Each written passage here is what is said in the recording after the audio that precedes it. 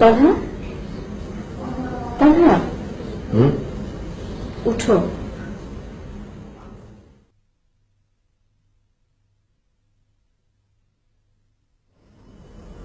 কিছু বলবে? নামাজের জন্য তৈরি হও। ও, ফজরের আজান হয়েছে? অনেকদিন পর বাড়ি ফিরেছ, দুজন মিলে একসঙ্গে তাহাজ্জুদ নামাজ পড়ব, আল্লাহর কাছে কিছু চাইব। বেশ তো, তুমি আগে তৈরি হও, আমি আসছি। আচ্ছা।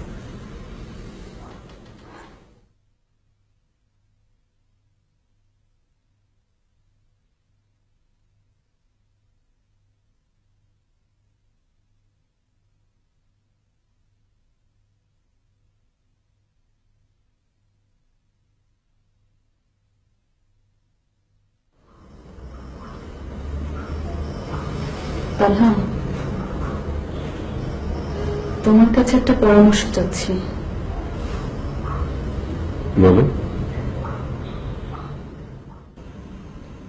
কেউ যদি আমাদের কাছে কোনো আমানত রেখে যায় আর কিছুদিন পরে সেটা ফেরত চায়, তাহলে আমাদের কি করা উচিত? তাকে ফেরত দেওয়া উচিত?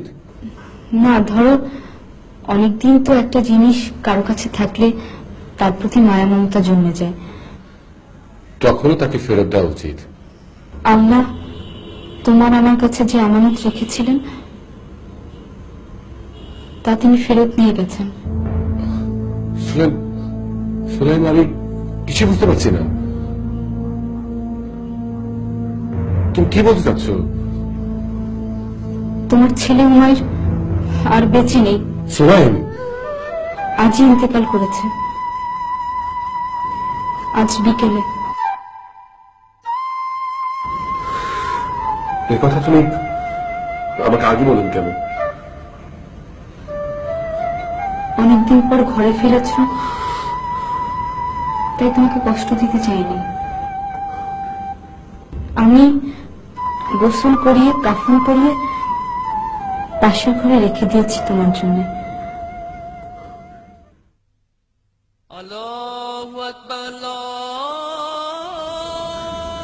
ফজরের আজান হচ্ছে,